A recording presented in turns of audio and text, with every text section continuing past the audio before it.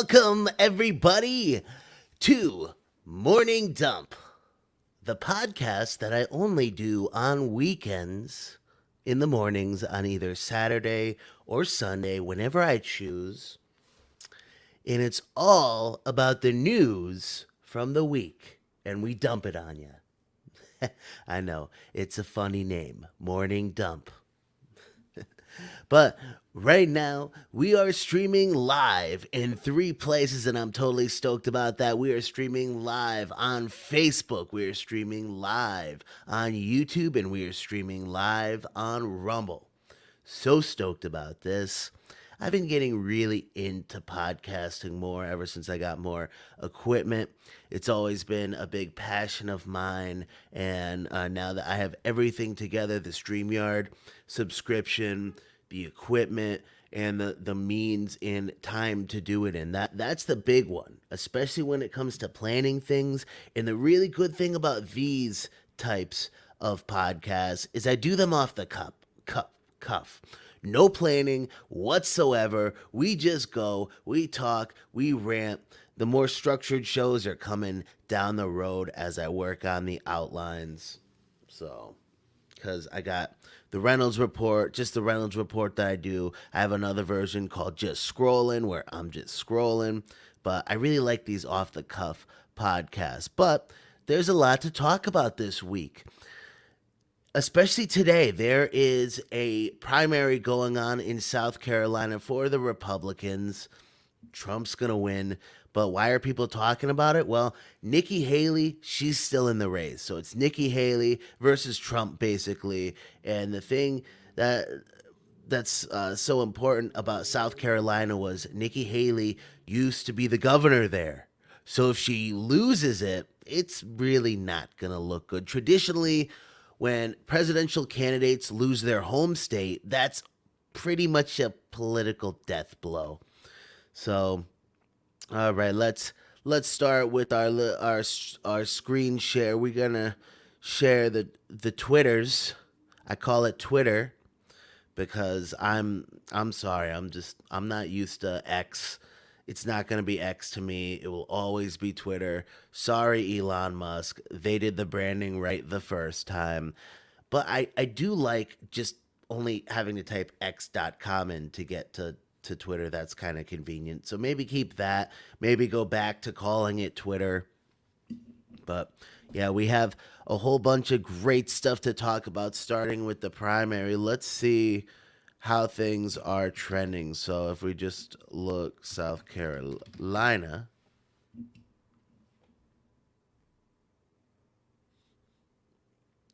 ooh, we got a whole bunch of fun clips to play for that one. But first, I got to start my day off somehow. So the way I like to start my day is with 300 milligrams of caffeine.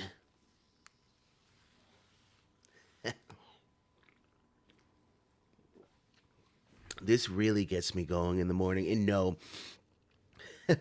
they're not a paid sponsor, although I wish they were. This gets me going. It has 300 milligrams of caffeine in it. If 300 milligrams of caffeine isn't waking you up, nothing will.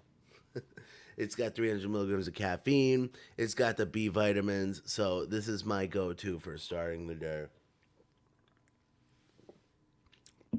And it's a little inside joke that I run amongst my friends. But, all right. So South Carolina, very clearly, just looking through the Twitters, they like Trump. See? They really like Trump. Look at CNN trying to... oh, these AI images of Trump. Oh, they love him. The Trumpers love him. But, all right. So, everyone's talking about South Carolina because it's happening today. But Georgia is trending. You know why? You know why Georgia's trending? Oh, well, University of Georgia killer Jose Antonio Ibarra is under arrest for killing. He's an illegal alien. Close the fucking border and stop getting us killed. All right. Um. Oh, okay.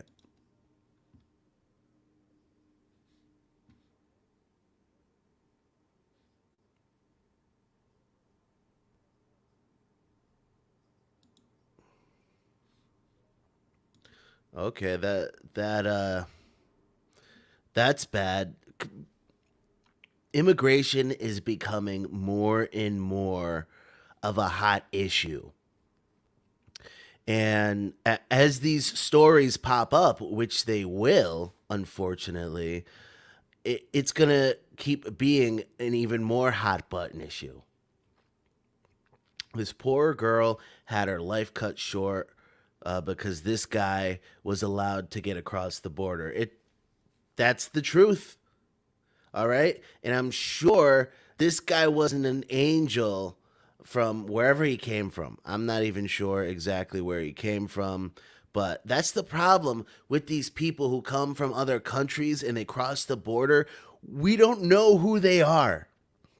All right. They could be criminals. And a lot of times they are because they have a reason to leave where they're from because they're criminals and they're known as criminals. And, I know some people are coming here for the opportunity. I think most of them are.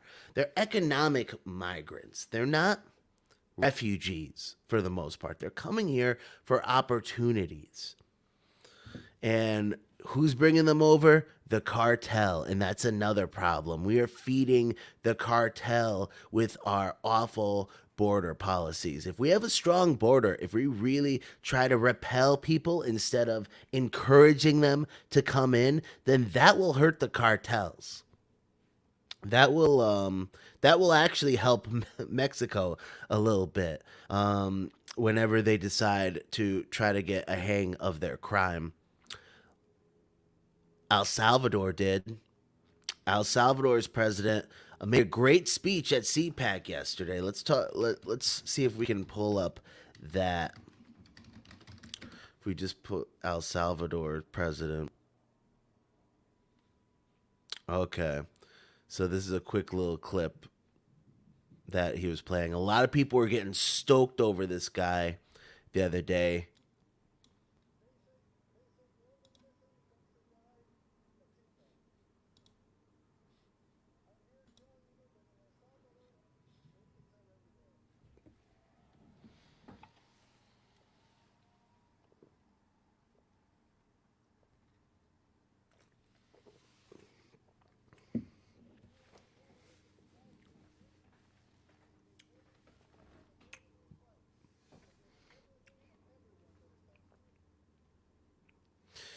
Not the best video quality. Sorry about that.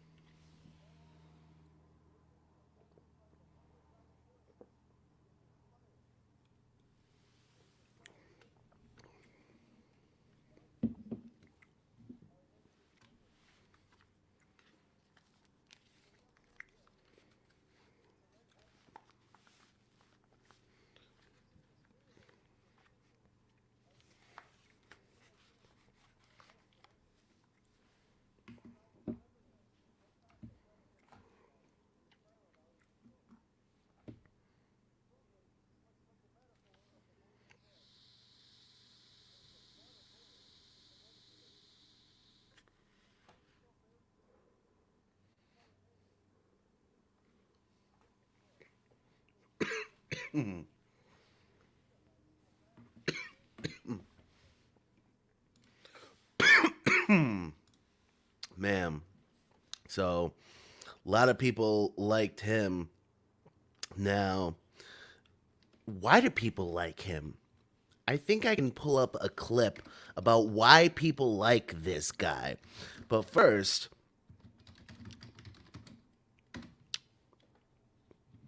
I know this guy there. Okay.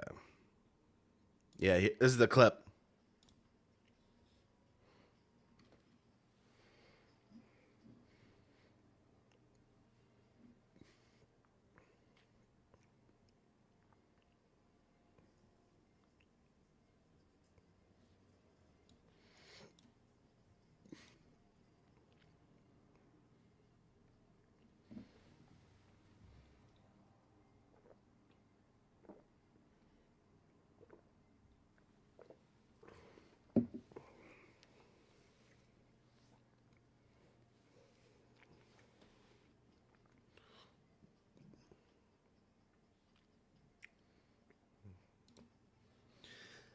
That's one reason why a lot of people like that guy.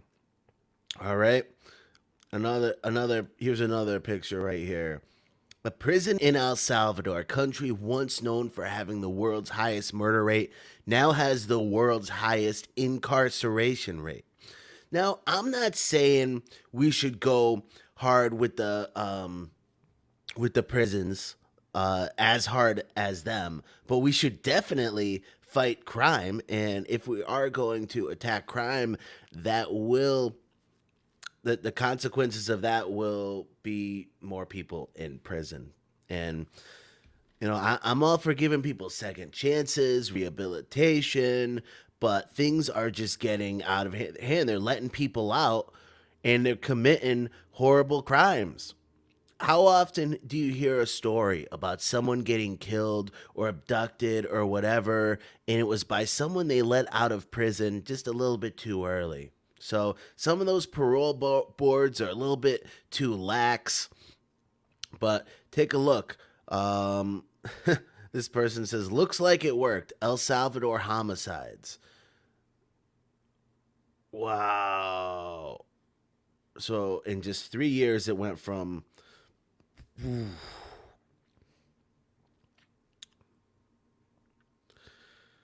yeah. So that was a guy who decided to combat crime. Maybe Mexico should do that with their border. But the thing is, they're just too corrupted. It might be too big of a job for anyone to handle. They really got to try. But it's hurting us. It's never been this bad. There's never been this many crossings before, and it may very well have a big impact on the election because Joe Biden's weak and he's thinking about doing an executive order. But all right, so this isn't really related to that. I'll talk more about that potential executive order later and what he might do and why he might do it. And did he have the option to do that the whole time? Anyways, so I'm from Connecticut, and I'm gonna talk about Connecticut during the morning dumps. I figured it's good to go local sometimes because I got a lot of friends, and my friends are the most likely to support me. So it's cool to talk about news that happens in this little tiny state, this little tiny blue state. But the USDA reports monkeys at Beardsley Zoo died after delayed vet care. So what happened was two monkeys died at the zoo in Bridgeport. I guess what happened was the monkeys ate a rodent and I mean a mouse, and it contained rodenticide, a poison which is very toxic and kills. So the mouse had eaten the poison and it didn't quite die yet, and it got into the monkey's cage and the monkeys started eating it, both of them. And so I guess they couldn't get in touch with the veterinarian until in the afternoon, and by that time the monkeys seemed normal. And so the vet didn't really recommend that they do anything, and then a few days later the monkeys died because of rodenticide toxicosis. So people are upset, and the zoo is changing around what they're going to do. So they are axing all chemical rodent control in the building.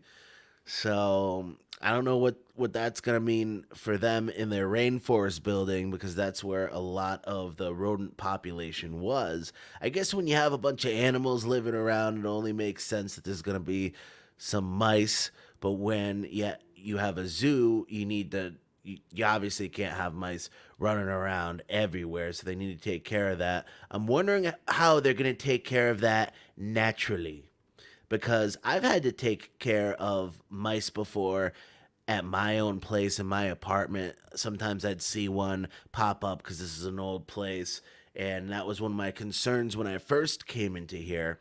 And at first, I wanted to be nice. I wanted to use the natural ways of getting rid of the mice, and that just didn't work. But good old poison did the trick. So, but it wasn't like I had a pet who or something around here. I don't have any pets, so I can use chemicals and poisons to take care of stuff like that. But so I guess following that tragic incident, they got rid of that. Yeah. So sucks. But the Beardsley Zoo, I know a lot of people hate zoos. I think the Beardsley Zoo is a pretty good place because if you've ever been there, the only animals that they have are animals that were kind of hurt or could not otherwise survive alone naturally in the wild. So I guess that's a happy medium. It keeps the animals safe.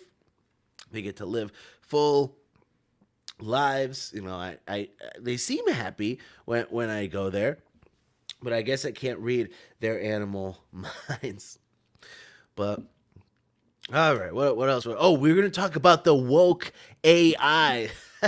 Let's go back on X, because that was pretty funny. Let's go over it. So Google made this image AI generator called Google Gemini, and people could type things in, and it would produce images, AI images, and it was coming up with some pretty weird stuff when people were making basic requests. So, um, it it definitely outed Google.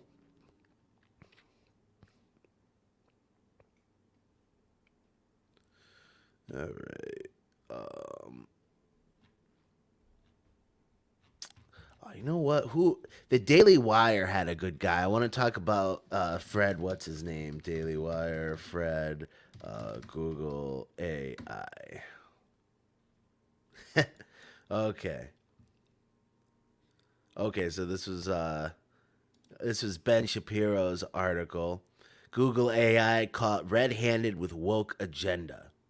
So I'm not gonna read all through here. All right. I do watch the Ben Shapiro show. I listen to Ben Shapiro sometimes. I don't agree with all of his takes, but I think he's a pretty intelligent guy. I really like the Daily Wire. This is not what I'm looking for. Google Gemini Daily Wire.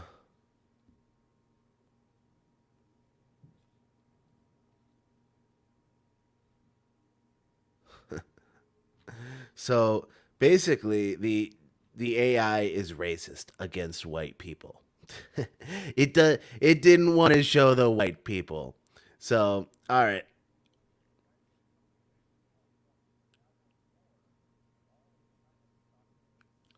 okay. So this is Matt Walsh.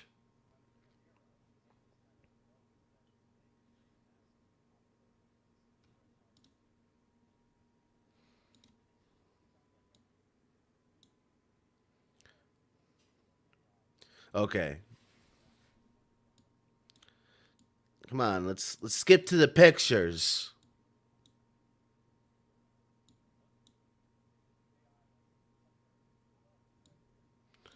All right, buddy. All right. Come on. I want to see the pictures.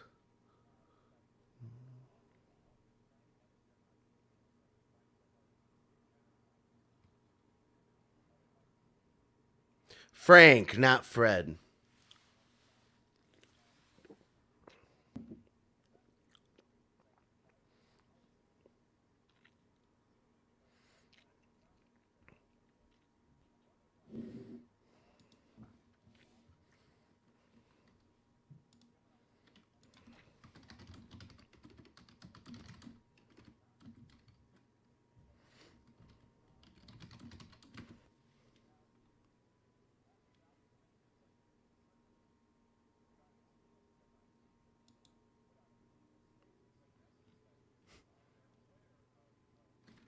I'm not creating a free account.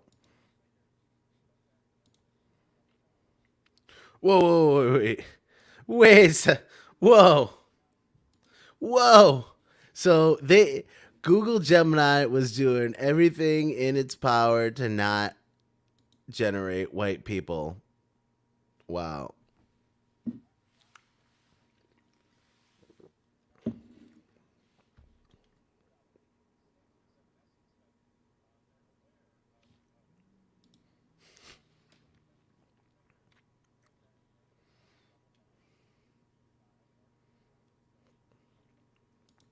Yeah, basically, so the thing is with this Google Gemini thing, they are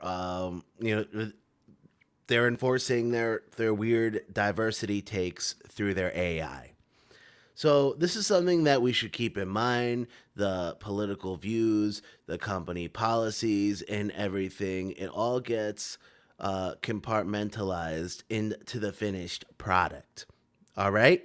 So yes, politics and technology do go together because the people who make them have politics of their own, and um, that's why we're not seeing any white people on Google Gemini, because they really want to push diversity, and you can't have diversity with white people, apparently.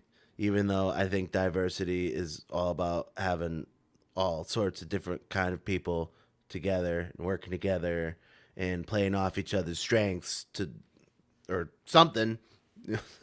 um, but yeah, so basically, Google came out with this statement. Ooh, we messed up.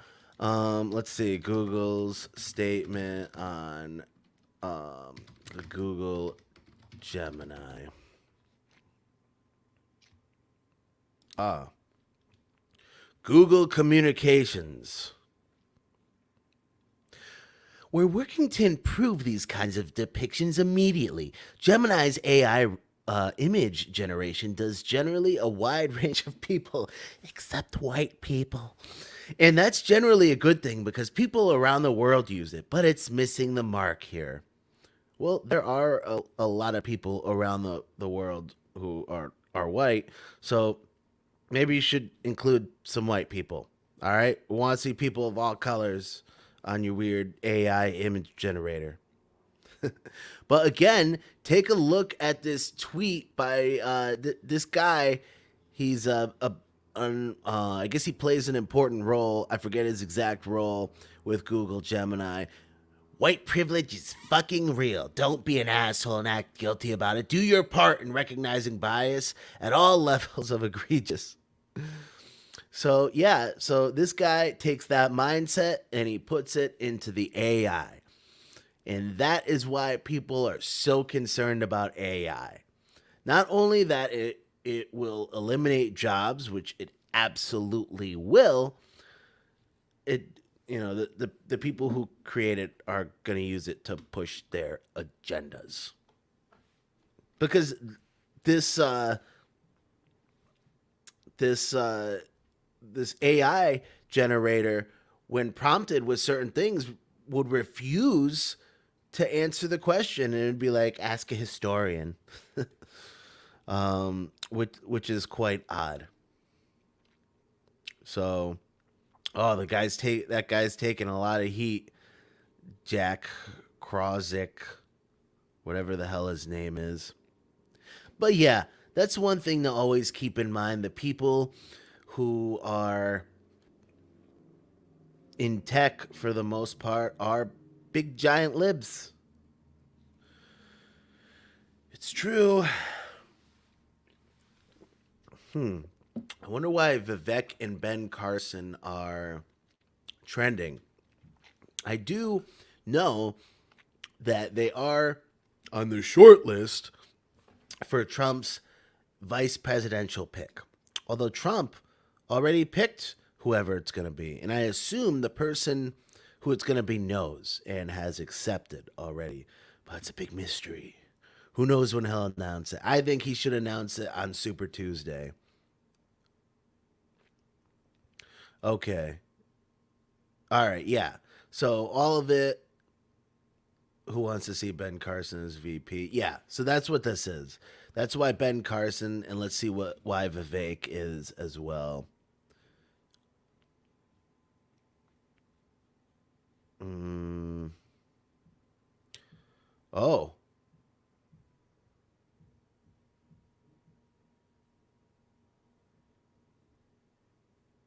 yep. So people are saying that it's going to be between Vivek Ramaswamy and Tim Scott. And I mean, honestly, both are pretty good choices. As long as he avoids someone like Mike Pence. Oh, what's Scott Adams saying? Yeah, so everyone's so that's another thing. Whenever there's a primary, everyone starts talking about the VP pick again, and so that's why. Yeah, and that see Tulsi is also trending. He's not gonna pick Tulsi Gabbard. She's a former Democrat, even though she seems kind of cool here and there. And then Scott Adams. What's Scott Adams saying? The twice canceled book that will change your life, literally. So Scott Adams, this guy, he's an interesting guy. So Scott Adams is the creator of the very popular cartoon Dilbert, and recently, especially since Trump became president, he was one of the first people to predict that Trump would be president. So, and he was also talking about Trump's persuasion methodology. So, I found Scott Adams during the 2016 election, following him to uh, he was just a fun guy to follow. I enjoyed his takes, and then as time went on, he got a little bit more unhinged, and it seems like he's mellowed out now. I think some stuff was going on in his personal life, but I do enjoy seeing his takes and looking at his Twitter. He's talking about the VP too.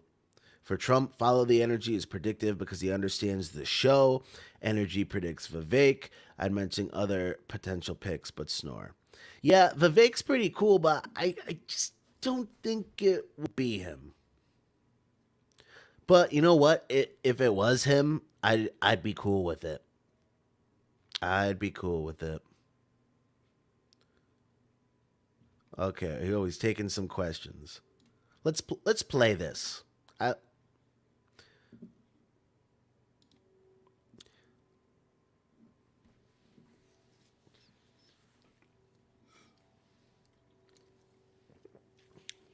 yeah, that was easy.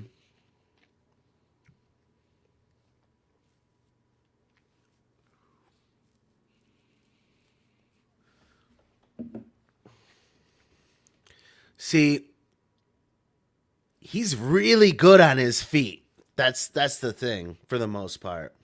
Sometimes he gets a little cringy.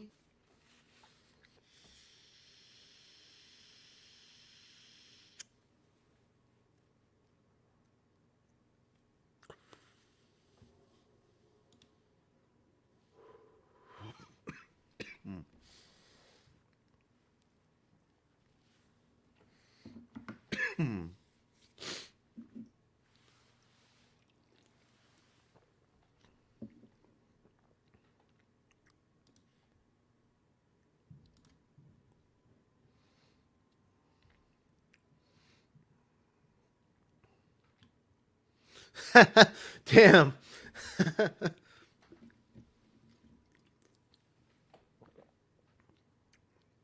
Yeah. Yeah. See, this is why I like Vivek. He says Rand Paul.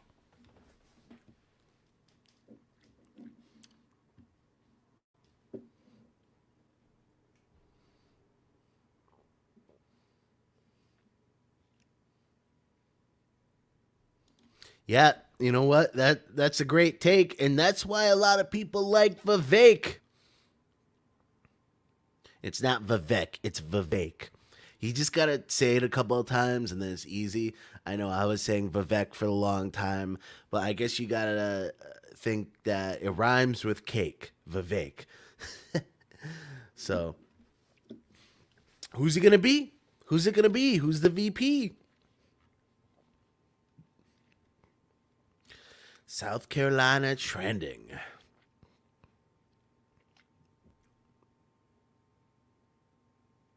Fox News refu- Okay, so this has been like the longest.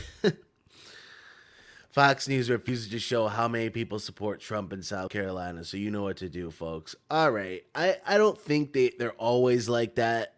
When someone goes to film a rally or whatever, there's always a spot where the cameras get to set up some risers or something where they get to put the tripod. So I think I remember one time where the camera person actually spun around, because it'd be a shtick that Trump would do. Trump would always call them out and say, "Oh, you'll never, but on the big screen, it'll just be this big, and you don't see all these people. I dare you to show everyone here," because he always brings in big crowds. I remember when he came to Connecticut at the convention center back in 2016. My friend and I went, and I was so glad that I went. It was a real experience. I had never been to a political rally before, and I knew that there was going to be the ops were going to be there, because Trump was he was firing everybody up. People freaking hated it, loved him, or hated him. And then some people just came to listen to him and see the spectacle that it was. Tickets were free.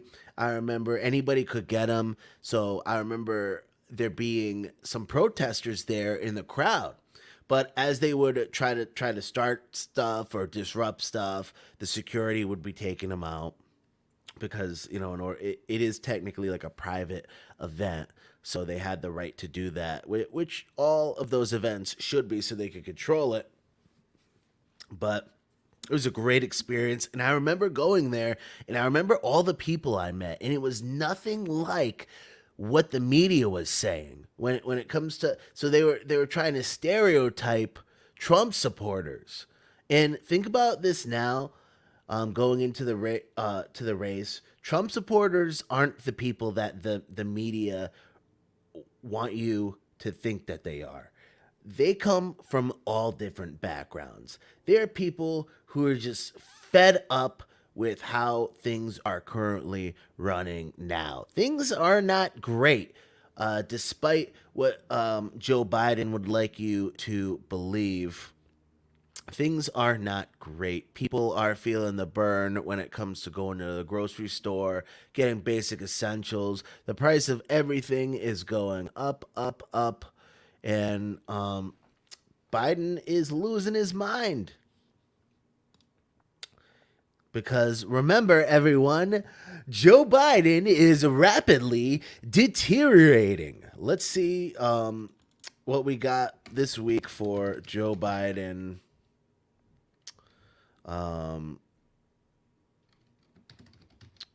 I think he almost tripped, or he did trip on the. Oh yeah, yeah, yeah. He almost. So this was the big thing this week. He almost. So they had for Joe Biden, they had to switch out the steps to get aboard Air Force One. So it would be easier for him to climb. And then they even had a special Secret Service person stand at the bottom, so they would be able to catch him if he fell. So, in a lot of right wing news outlets or memers or influencers were really laughing about this and pointing it out. And now it appears that he almost tripped twice on the short steps. So this happened recently this week, the beginning of the week. Yeah, RNC Research. RNC Research is the first one to throw all this stuff out. They're the real shit slingers when it comes to stuff against Joe Biden. Let's take a look. See.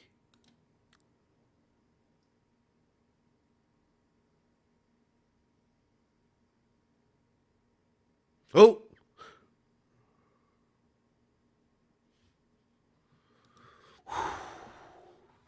all right. Let's take a look. See about that again. Oh.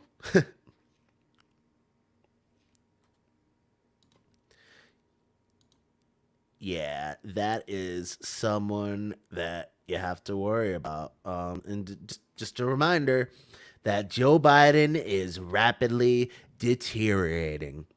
Joe Biden this month is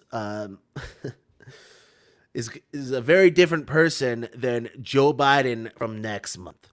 So, and I think a lot of the top Democrats are starting to realize that, and they should be very worried because look, you're going to have to replace this guy. And if you're going to replace this guy, you're going to need time for the candidate to run. And so people can know what the candidate is all about. Probably, preferably, someone younger because that's one of the main complaints from voters is they think Trump and they think Biden are both too old. And that, that's a fair argument. Trump is very old, and so is Biden, as you can see. And it's become so very apparent. And ever since the Her report came out, that's all everybody seems to be talking about. And the White House hates that. So it's so very much apparent that Joe Biden is rapidly deteriorating and they may need to replace him. But who? Who at this point? All the right wing conspiracy people like to talk about Michelle Obama. Ooh, Michelle Obama's gonna enter the race and she's gonna take it away because the people love the Obamas. But Michelle Obama doesn't seem like the type of person who would want to run or be a presidential candidate. So I don't think anyone has to worry about that. I think the Democrats may be just screwed. We'll see. They have all the way up until the Democrat National Convention in August to procedurally get him out the right way. Oh, yeah, and then there's Fox News showing it as well. Look, man, this just reminds you of your grandpa. Did someone ever have to look after an elderly relative before, or lift them up from their chair, or walk with them, or help transport them from point A to point B? They do stuff like that, and it really it makes you worry. And we really should be worried because that's our president. That's our current president right there. Our current president, Joe Biden, is rapidly deteriorating. And that's certainly something that we should be concerned about. Um, okay. Here's another.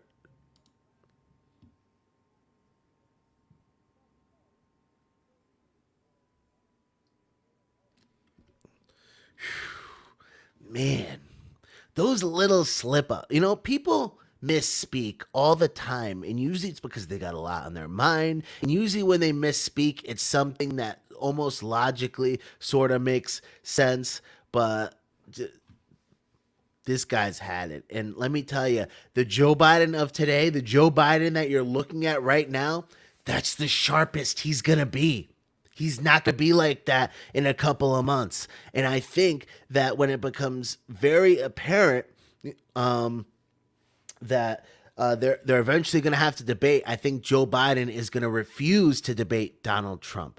And they're going to come up with some sort of excuse that they're not going to dignify Donald Trump with a platform to spew his blah, blah, blah, blah, blah. But really, they're going to be doing it because they know Joe Biden isn't going to be able to hold his composure around Donald Trump. Donald Trump is going to challenge him. Donald Trump is going to make Biden slip up. And I'm sure that's going to be part of his strategy if they do debate. But there's also a lot to criticize Biden on and bring up in front of him. And there's a lot of controversies going on. There's a lot of lawsuits going on. Joe Biden's Department of Justice is really going after Trump super hard. And there really is an argument for election interference here. They really are trying to interfere with the election by tying Donald Trump up in all these court proceedings. So he has to waste all of his time in New York, in Georgia, and these other places. And more evidence came out about Fannie Willis. New Fannie evidence. So let's take a look at that. I think is called Cellhawk Fannie Willis. So Cellhawk, I believe, is okay. So private investigator who used a geofencing analysis tool called Cellhawk. Does this mean they, Trump and co-conspirators, were tracking Willis from day one that she was appointed to the case? Creepy. Okay, true blue. So obviously they're one of the twills. So that's my word for shills on Twitter. Twills. So she's a twill. This twill, true blue. Man, it's real funny watching these twills sim for Fannie Willis when there's a clear, obvious ethical violation that took place here. So, data retrieved from a cell phone monitoring tool called Cellhawk shows Wade visited Willis's condo as many as 10 times before he started with her office, according to the filings. 35 times. Really 35 times. So they asked Wade if he had gone there more than 10 times, and he said no. So they're trying to say, ooh, they lied under oath, which of course they have. They've been lying this whole time.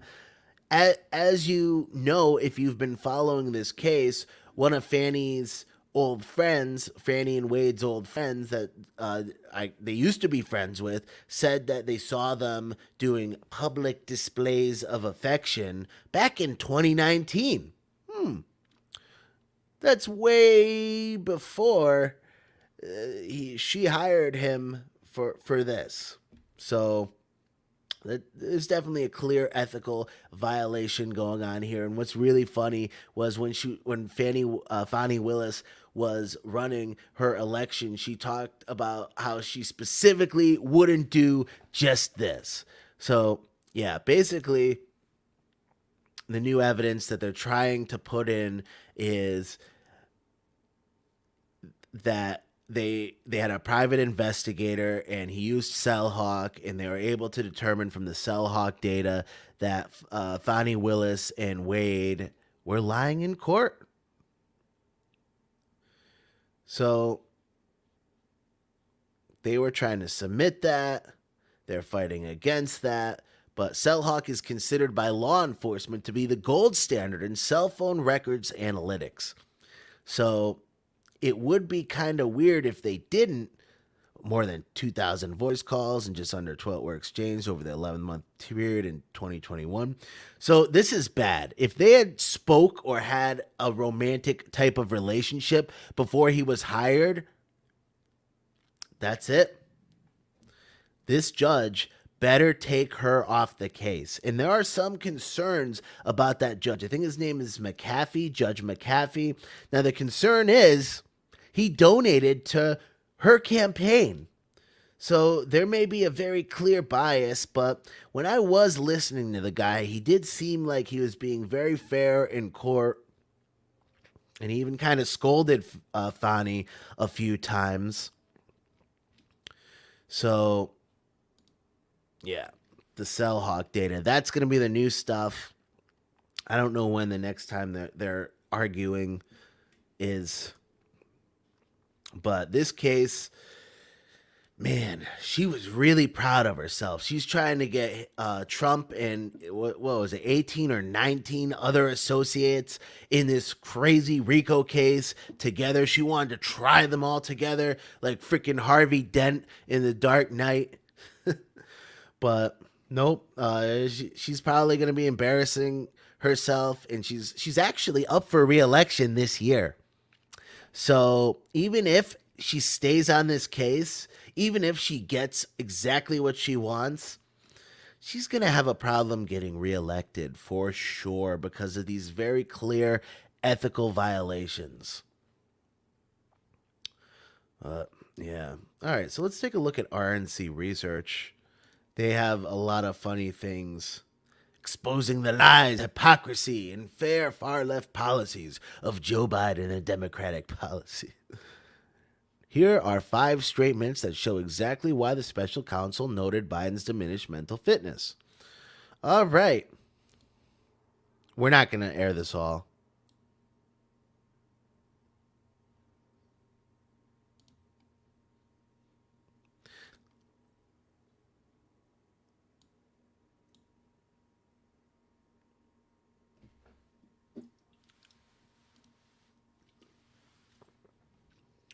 Look at him. He's buffering.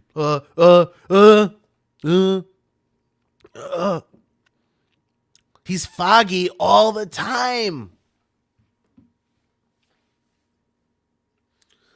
Man, I think that was probably before the facelift.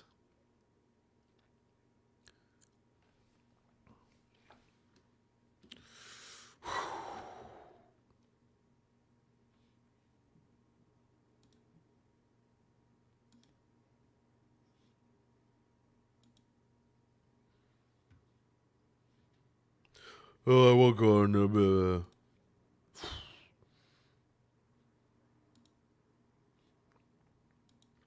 Here's what you can do.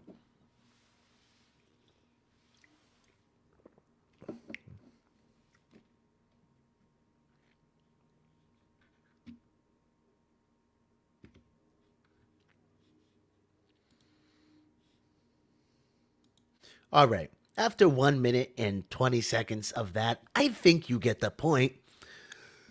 Joe Biden is rapidly deteriorating. And you know what? You know what's crazy? The State of the Union address is coming up, ladies and gentlemen.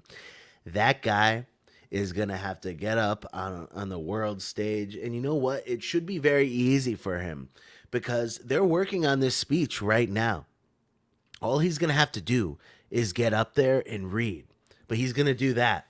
He's going to do what you just saw him doing. He's going to be buffered. He's going to have a heart. He's going to like. So at this point, I don't think anyone can truly argue that Joe Biden is mentally fit for office, especially when that Department of Justice report said that he's very forgetful. This is the guy we have with the nuclear codes and the football and you know what? I mean, he's not running the show. His handlers are. He's just an actor. A weak actor. Yeah,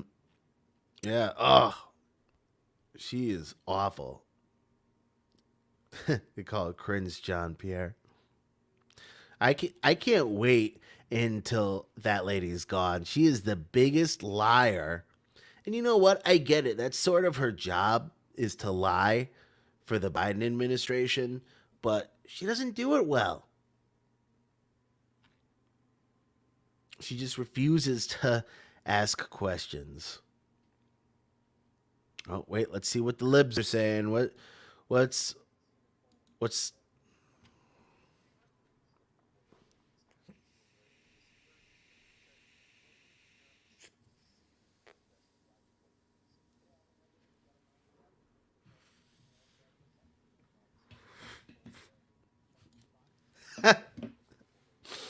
See that guy, and that may be the guy who's going to be stepping in if Biden can't do it. He was just lurking in the shadows the last couple of months before November happened when he went up against DeSantis, and DeSantis totally embarrassed him on TV. But that guy right there, Gavin Newsom, that guy's slick, man. He's slick. He may be the ops, but he is slick. And so are a lot of the Democrats. A lot of those Democrats are slick. And one of the reasons why the Democrats are able to get all this crazy stuff pushed through is because they work together. Genuinely. They stick to the script. The Republicans do not. And they will fight with each other because I think there is actually more diverse forms of thought within the Republicans versus the Democrats. So, and that's going to cause some infighting. Infighting happens a lot more amongst the conservatives, as you would know if you followed all the crazy stuff that happened with Kevin McCarthy in the House and how he was ousted as the speaker, and Matt Gaetz riled everyone up. And that's one guy who's actually doing very well right now. Matt Gaetz, I think that guy has a real strong future ahead of him. All right. What else is going on? Project 2025. Okay. That's interesting. That's something that I think a lot of people should know about. Project 2025. So take a look. Let's take a look at their Twitskis. Project 2025, assembling the staff of the next conservative president with over 100 orgs for victories through policy, personnel, and training. Help disseminate the deep state. So this is probably the one of the worst parts of Trump's presidency were all the awful people he let into his administration, people who just wanted to stab him in the back, people who weren't really for what he was for. It's why the FBI and everyone were against him. I can't believe he didn't fire the head at the time. So that's definitely what he's going to have to do this time. Just fire everybody. Everybody, take them all out. Put your own people in and make sure those people are actually good. And that was where Trump's inexperience as a politician faulted him. That was when he didn't know the right people. He trusted the wrong people. He put the wrong people in place, and that screwed him. So this time around, he's got to pick the right people. So that's why they have Project 2025. So assuming that he does win, they will have all the right people in place. But that would also require Trump going with all of these people. I don't think all of these people are going to get in. I think because at the end of the day, Trump's going to pick who he wants to pick. But I think he'll pick a lot of people from Project 2025.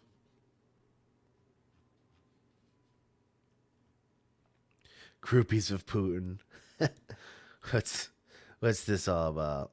Why is the United States afraid of Russian President Vladimir Putin? Enough is enough. You don't like Trump, fine. But calling on fellow U.S. nationals as groupies of Putin is shameful trend and should be discouraged. Calling GOP groupies of Putin. Oh, okay. So another example of the left can't meme. That is pretty cringe. And, you can expect them to go full force Russia again. That's exactly what they did in 2026, in 2020. And then that's also what they tried to do in the election with McCain, but didn't quite stick exactly because back then, who was running the show? George W. Bush. Now, I'm not a big fan of Bush, but that just goes to show that when Democrats are in charge, that whole Russia thing goes far and has a little bit of backing. And I remember back in 2026, remember that whole Steele dossier, that weird thing about Trump and the hookers and the P tapes. That was all made up BS from the Hillary Clinton campaign, and then they reported that stuff to the FBI, and that jump started and their whole investigation and spying into Trump. So that's how they justified it. All for the BS PP tapes from the Hillary Clinton campaign. It really does sound like conspiracy theory stuff, but it's true. And it's very interesting because these days, news will come to light of something that we all sort of knew was happening all along. And then people just try to play it off and push it aside. Oh, yeah, we knew that was happening all the time. Well, when it was happening and people were bringing it up, everyone's like, oh, there's no proof of that. That's not happening. But when proof comes up, they just try to push it all aside. And it just keeps happening more and more. So I don't know how people can go along with the weird woke Democrat agenda these days. But they do. Ugh, why is Venezuelan trending? Oh.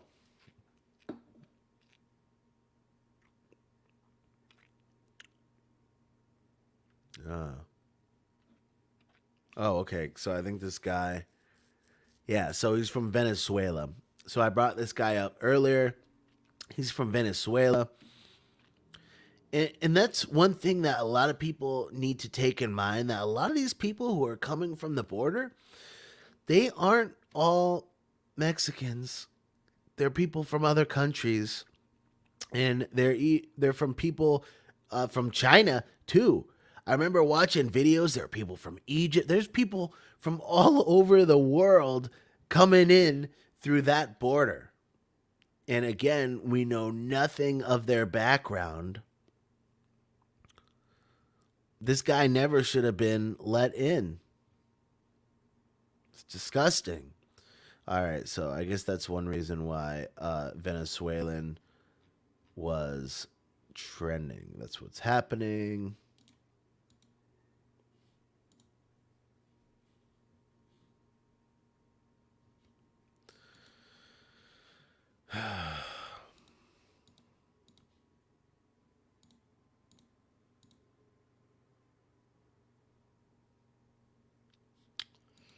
All right, well, let's go over everything that happened this week. So, how am I going to do that? Well, my friends, I got a handy dandy newsletter that comes to me every morning, and I subscribe to several. So, if you're someone who wants to know what's going on in the news, I suggest subscribing to an email newsletter where every morning you're sent a newsletter. You see what happened the day before. You can read up on it. You can be informed. It's good to be informed and know the current events that are happening. Number one reason why, makes for great conversation starters, especially if the news isn't particularly of political nature. You know, if you got nothing else to talk about, if you know what's going on in the news, that's something you can always bring up. So we were talking about AI recently, and all right. So one thing, F you. I got my ad blocker on. Had a freaking, all right, refresh. Oh, they hate the ad blocker. So, Nvidia briefly surpasses 2 trillion in market cap during intraday trading. Nvidia briefly surpassed 2 trillion in market cap during intraday trading Friday following the company's rosy earnings report Wednesday, but it was short-lived. So this is from CNBC, Ashley Kaput reporting for it. And this is because the chips that they're selling and because of AI, and that's why they're worth so much money. Yeah. So that's not particularly surprising. All right, here's another thing. AT&T, this is from Ars Technica, John Brodkin. I like that name. It's a great strong first name, and I like how he spells it too without no H, just like me. So AT&T's botched network update caused yesterday a major wireless outage. So a lot of people were upset about this crazy outage, and a lot of people couldn't use their phones or devices. And a lot of people thought that it was a cyber attack, but it wasn't. I guess they were having some sort of issue over there based on our initial review. We believe that today's outage was caused by the application and execution of an incorrect process used as we are expanding our network, not a cyber attack, AT&T said on its website. We are continuing our assessment of today's outage to ensure we keep delivering the service that our customers deserve. While incorrect process is a bit vague, on ABC News report that said anonymous sources said it was a software update that went wrong, AT&T hasn't said exactly how many cellular customers were affected, but there were over 70,000 problem reports on the Down Detector website yesterday morning. The outage began early in the morning, and AT&T said at 11:15 a.m. yesterday that 3/4 of our network had been restored by 3:10 p.m. It said it restored wireless service to all of their affected customers. So this really concerned people. And if you are an AT&T user, you and you lost coverage, That must have been a little shocking, right? A little shock to your system. Everyone is so connected these days. So to go without technology or being able to connect with people for so long, I guess that that probably really shook some people up. Sometimes I'll forget my phone entirely. I'll have a whole day where I'll forget my phone at work, my personal phone, and so I won't be able to scroll on my phone, do the death scroll that everybody loves to do these days. I know. Phone bad. Well, phone is kind of bad. But all right, moving on. Ooh, Germany moves closer to legalizing cannabis. So I'm for that, obviously. But I really believe that cannabis should be full blown legalized across the United States because it's really nowhere near as bad as alcohol, and alcohol is legalized, and people are, oh, there's gonna be people driving. There's already people driving with it. That's never gonna stop. Might as well legalize it, might as well make some money because if it's legalized everywhere, then if it's legalized everywhere, then it won't cause these crazy issues. It won't cause an influx of people to show up where it's legalized. I remember Colorado was one of the first, and that really actually changed Colorado for the worse in a way with just demographics and all the people flooding to Denver and made everything more expensive. I mean, they definitely made a killing on the taxes over there because of that. And that's another benefit to having legalized cannabis shops for adult use pop up. A portion of the proceeds goes to the government, especially the local government. At least that's how it works around here. So you'll have a lot of in Connecticut, it is legalized for adult use. So the way it works is a lot of towns they'll decide whether or not they want to have dispensaries there, and the dispensaries will work with the towns to try to get the approval because I think they need special kinds of permits. And the town determines how many dispensaries they're going to allow, and then they get a portion of those proceeds, which results in millions of additional tax revenue because people like to smoke pot. All right. So, under the law, over 18s, Germany will be allowed to possess substantial amounts of cannabis, but strict rules will make it difficult to buying the drug. Possession up to 25 grams, equivalent to dozens of strong joints, is to be allowed in public spaces and private homes. The legal limit will be 50 grams. Yeah, I mean, they do have some weird limits in place.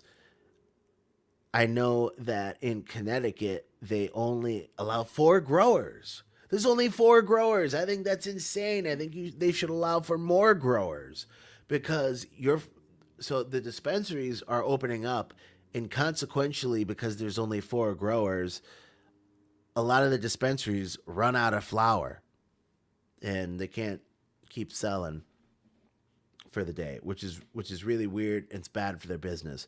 So I think in order to keep the money flowing, they should allow more growers. So I don't know what the big deal is with Connecticut and only allowing four growers, but yeah. All right, let's see. What else do we have? Voters had we already talked about that. The South Carolina GOP primary.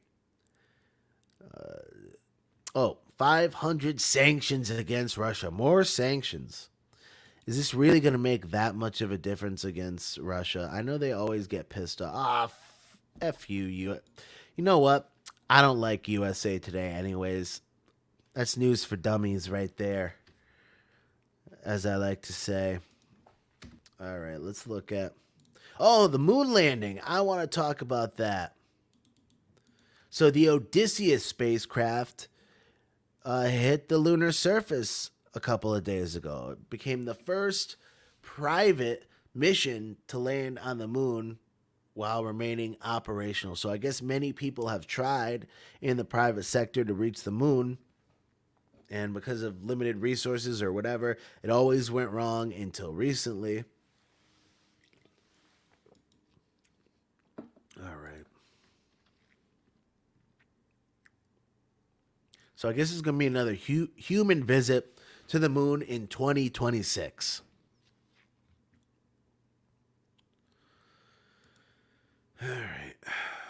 Wendy Williams diagnosis. So I guess Wendy Williams, who was a talk show host, she was diagnosed with primary progressive aphasia and frontotemporal dementia. So I guess that's the same thing that Bruce Willis has, and that's actually very sad.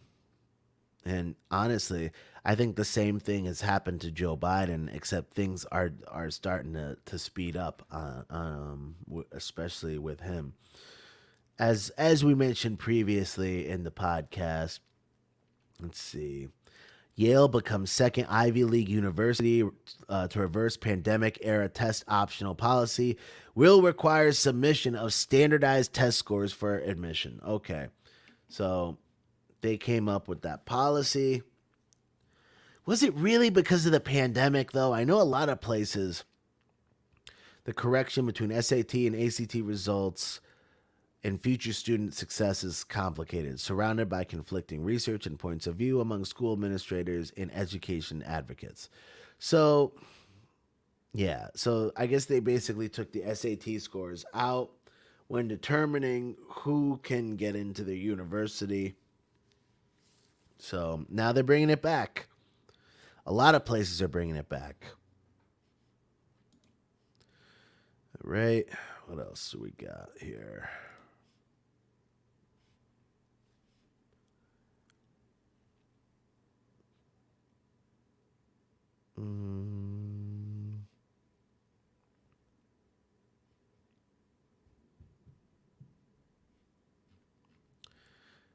All right. Business, politics, world affairs, etc. Let's see. John Cena has joined OnlyFans. That's interesting. So this is the New York Post. John Cena joins OnlyFans. Like you've never seen me before. So he launched his OnlyFans account, promises fans glimpses of him like you've never seen me before.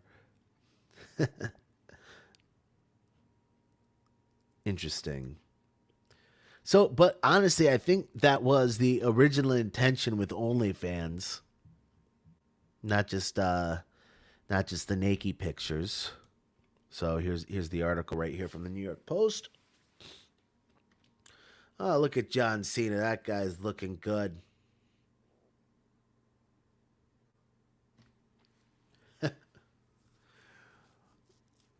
There were two posts on his OnlyFans page. One is a 3-second clip from the film of Cena dressed as Britney Spears. Okay, so I think he came up with it because he was just filming something. And yeah, he's just joking around, but don't mistake anything. I'm sure all that money still goes to him. Or maybe it's a free one. I don't know. I guess you can have free ones and I guess you can have ones where people pay. Yeah. Anyway, clickbait. No, no, no. Okay. Let's look up one more newsletter. Whale Song Science, Robot Patrol.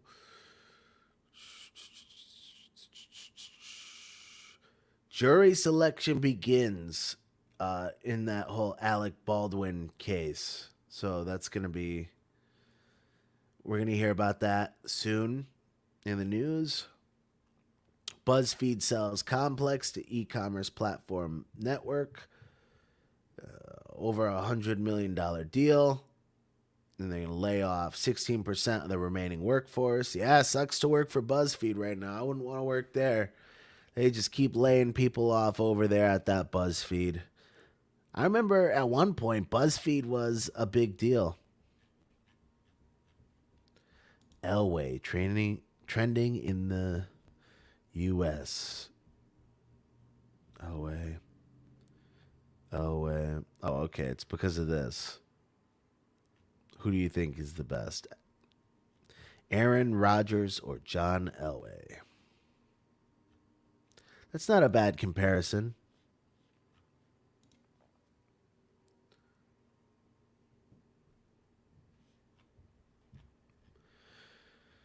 All right. Let's see. All right. You know what? I'm going to wrap it up because it's been a little while. Join me next week on The Morning Dump.